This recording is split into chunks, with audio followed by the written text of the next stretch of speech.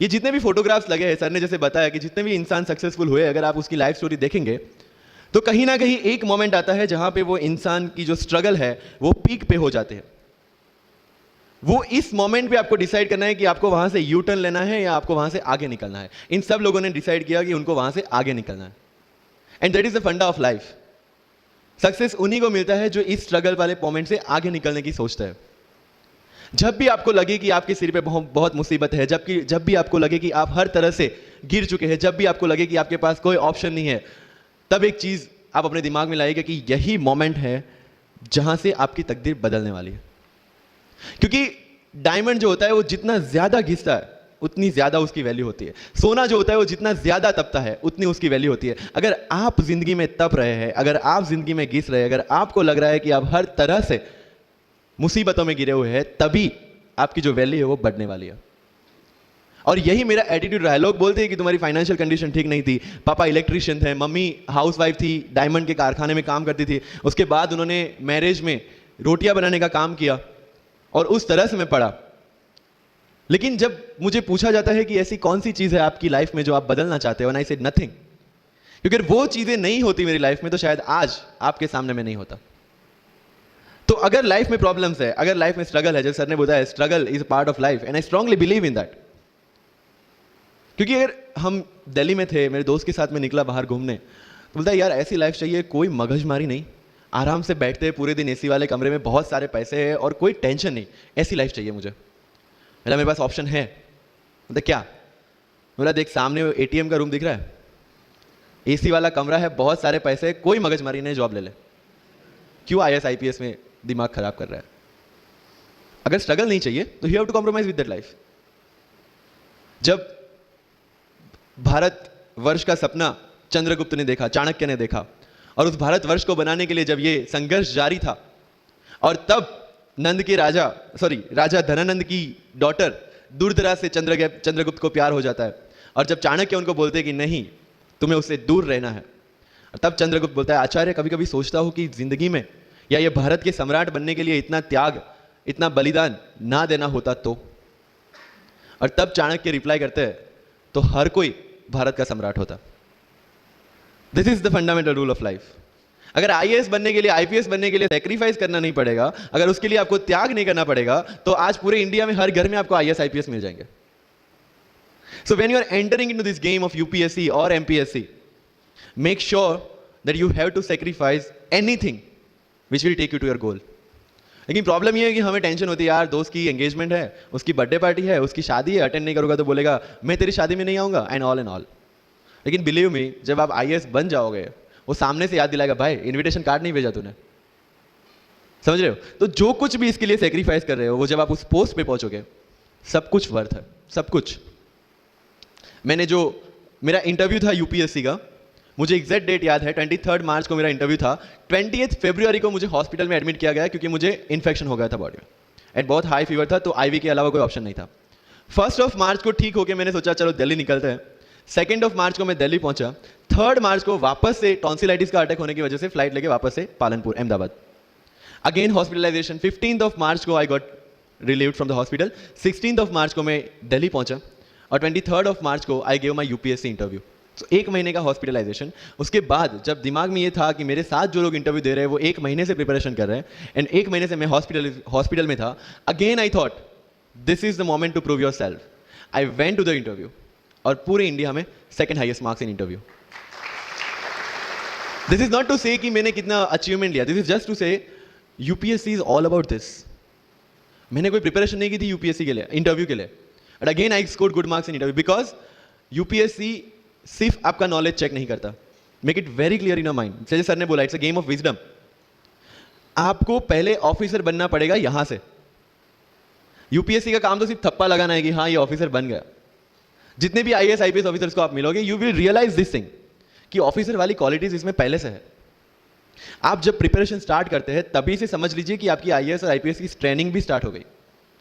Because जो qualities आपको चाहिए as an officer, as an IAS, as an IPS, क्या क्वालिटीज चाहिए? फर्स्ट ऑफ ऑल कॉन्फिडेंस, कि जब आप उस सीट पे बैठते हैं, आपके सामने कोई भी क्वेश्चन आएगा, you will be able to handle the issue. ये कॉन्फिडेंस लेके आपको उस सीट पे बैठना है। यही कॉन्फिडेंस चाहिए when you start the preparation. Decision making, अगर हर एक टॉपिक पे आप हर एक कोई को पूछने जाते हैं भाई इसमें कौन सी बुक पढूं, इसमें क्या पढूं, इसमें क्या करूं, then you are not suitable for this exam. लोग बोलते हैं कि एक साल में प्रिपरेशन, जैसे मैंने जून 2016 में मैं दिल्ली गया और जून 2017 में मैं अपियर हुआ and I clear UPSC and GPSC. People से कि सर एक साल की मेहनत में आपने एग्जाम क्लियर कर दिया। यस, टेबल और चेयर पे बैठ के करने वाली मेहनत एक साल की थी, लेकिन उसके पीछे की मेंटल प्रिपरेशन कितनी पुरानी थी। जब मैं प्राइमरी स्कूल में था तब सोचा था कि आईएएस बनना है, और तब से मेरी जो जर्नी है, तब से मेरा जो टेम्परामेंट है, तब से मेरा जो एटीट्यूड है वो इसी डायरेक्शन में था। जब कॉलेज में था तब मैंने एनजीओ स्टार्ट किया, 3 एनजीओ से मैं जुड़ा था। जब लोग सोशल मीडिया व्हाट्सएप और फेसबुक पे बिजी थे, मैं वहां स्लम में जाके बच्चों को पढ़ा रहा था। क्यों? क्योंकि मुझे पता था कि फ्यूचर में यही काम करना है, क्यों ना अभी से उसकी ट्रेनिंग ले लो। So I have invested my each and every moment for this गोल,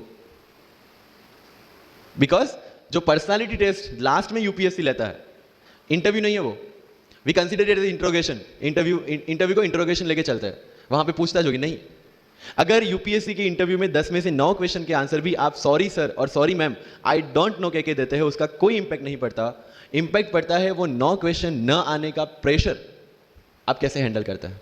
आपके पसीने छूट जाते हैं या आप वही टेम्परामेंट के साथ इंटरव्यू कंटिन्यू करते हैं। मार्क्स उस चीज के हैं, मार्क्स है आपकी सोच के।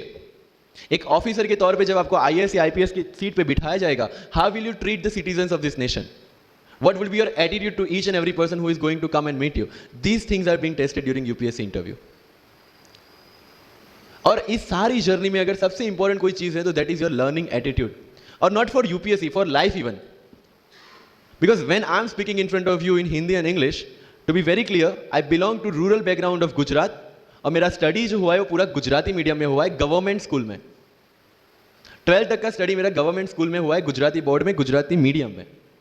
And yet, I can give my UPSC interview in English in Delhi and score such marks. Where did it come from? कहाँ से आता है ये? मुझे अभी भी याद है, मेरा college National Institute of Technology Surat था, जहाँ पे मेरे साथ जो पढ़ने वाले बच्चे थे वो सारे सीबीएसई आईसीएसई वाले थे, और मैं एज ए एलियन वहाँ पे पहुँचा था, क्योंकि तब मुझे पता चला कि मैकडी जैसा भी कुछ है और उसमें बर्गर जैसा भी कुछ मिलता है।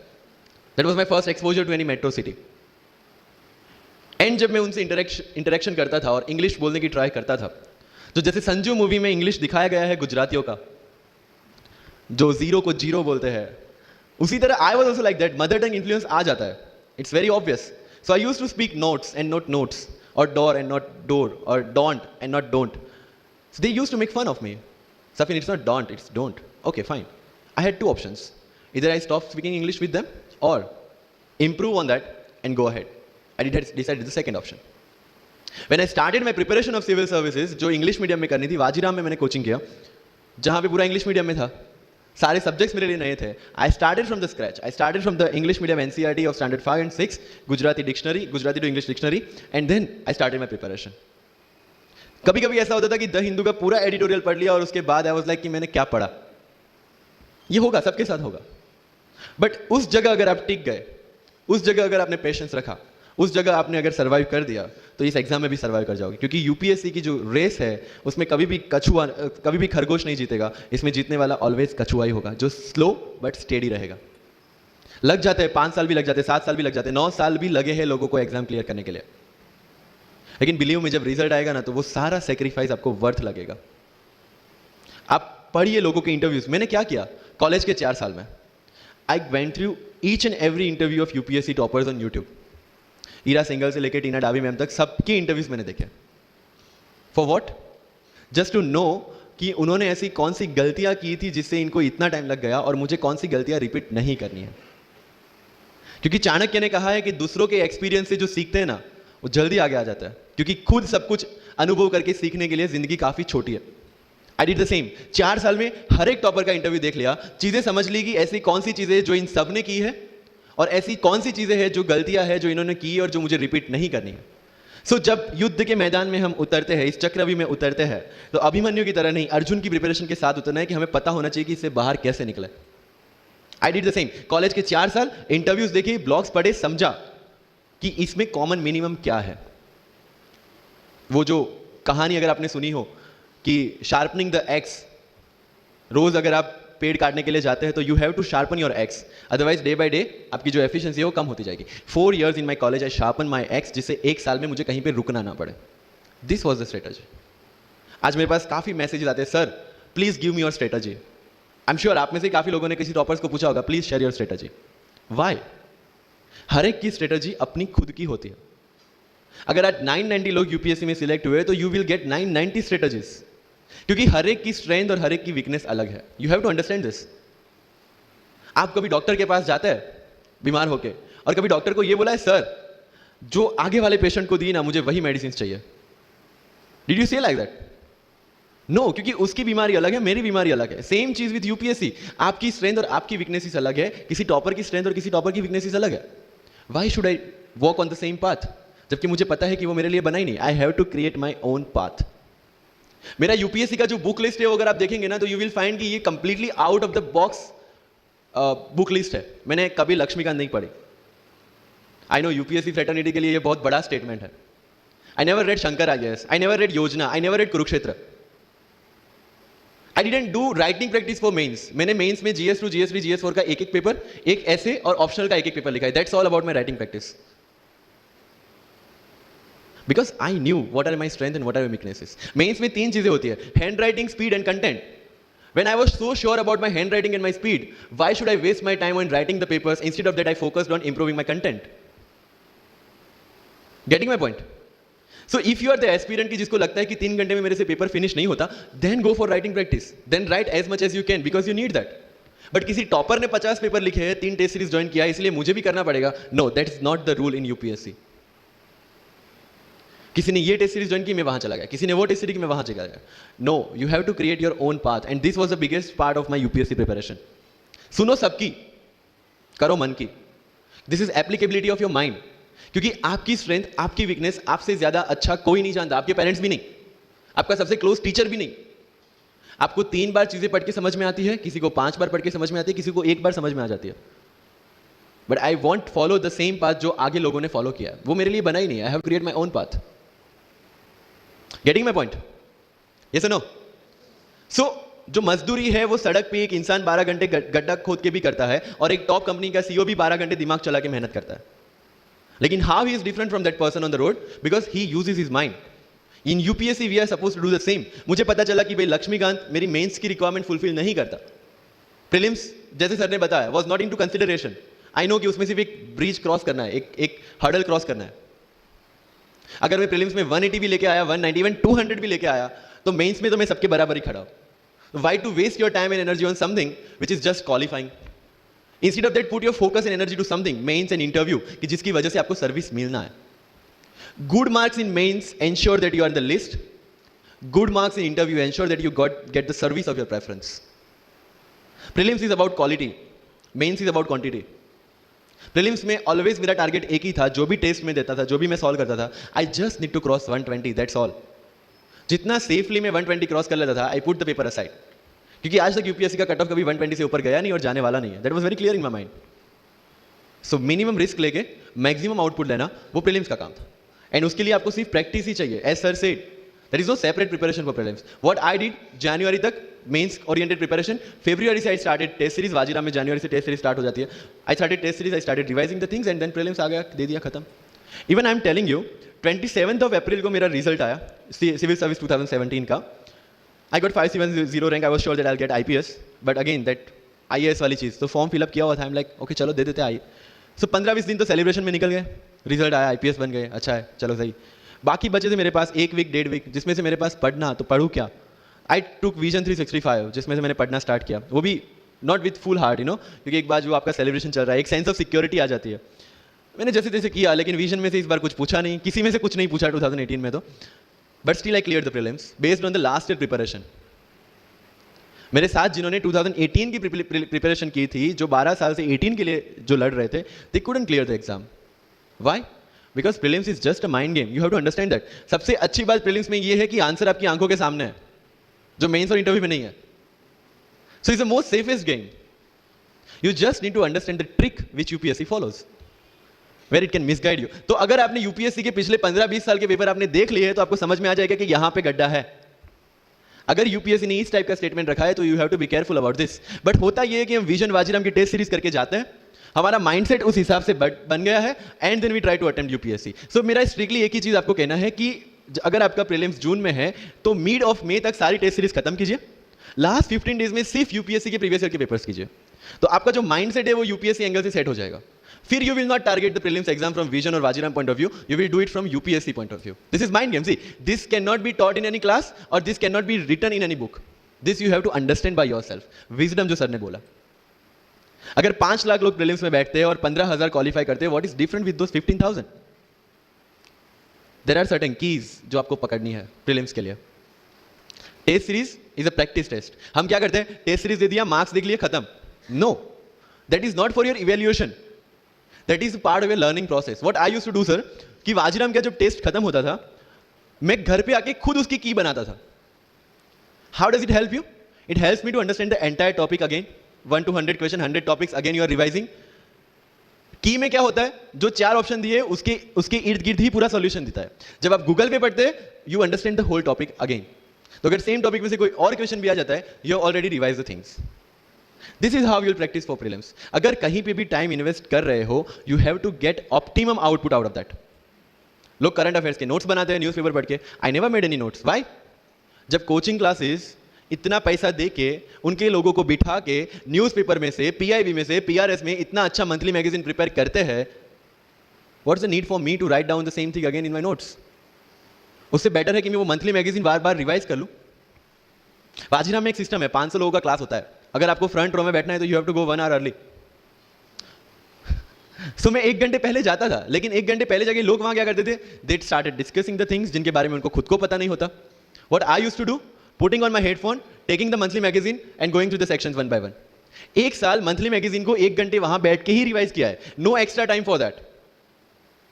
और इसी हिसाब से प्रीलिम्स के पहले मेरे मंथली मैगजीन 5 बार रिवाइज हो चुके थे. That give you the confidence to go for the prelims exam. Revision. हर बार क्या होता है, प्रीलिम्स में जाते हैं, एक क्वेश्चन देखा, 2 ऑप्शन पता है, 2 ऑप्शन नहीं पता है. होता है यूपीएससी में, इट्स वेरी कॉमन. 2 ऑप्शन पता है, that means you have read that topic. 2 options नहीं पता, that means you lack clarity on that topic.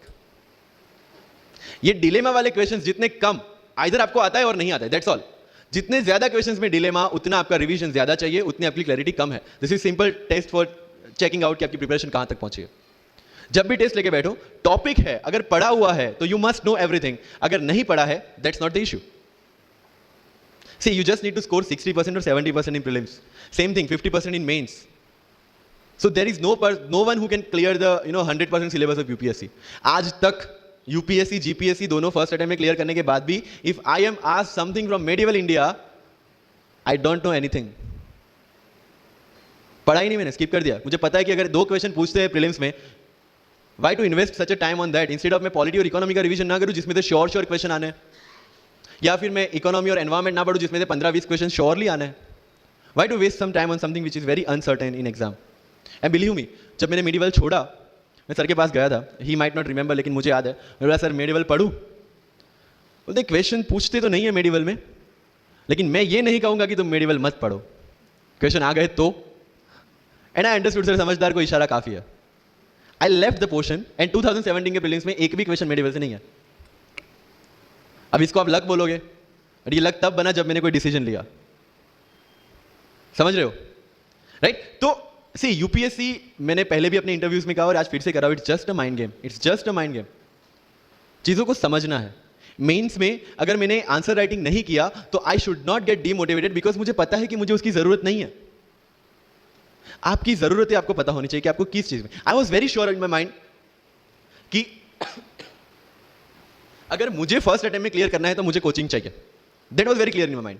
जब मैंने सोचा कि कोचिंग करना है, वाजीराम में करना है, क्योंकि I research a lot about coaching institutions, तब मैं डिसीजन पे पहुंचा कि वाजीराम में करना है. पता चला कि वहां की फीस 1.5 लाख है, रहने का खर्चा 3-3.5 लाख तो आराम से हो जाएगा. अरे घर में टोटल सेविंग 10,000 से ज्यादा नहीं थी उस time. But I saw the dream, करना है, यहीं से करना है. एंड फिर गांव से एक बिजनेसमैन ने बोला कि ठीक है, you go to Delhi, you pursue your dream, I will finance your expenditures. But ये तब हो पाया जब I saw the dream without considering the situations. इसलिए ओम शांति ओम का एक डायलॉग जो मुझे सबसे ज्यादा फेवरेट है, अगर किसी चीज को पूरी शिद्दत से चाहो तो सारी कायनात तुम्हें उससे मिलाने की साजिश में लग जाती है. मेरे साथ ऐसा ही हुआ, क्योंकि मैंने शिद्दत से चाहा था यूपीएससी को. और जिस दिन दिल्ली में मैंने पैर रखा था, उसी दिन मेरे दिमाग में क्लियर था कि मेरा फर्स्ट अटेम्प्ट ही मेरा फाइनल अटेम्प्ट होगा. इस मेंटालिटी के साथ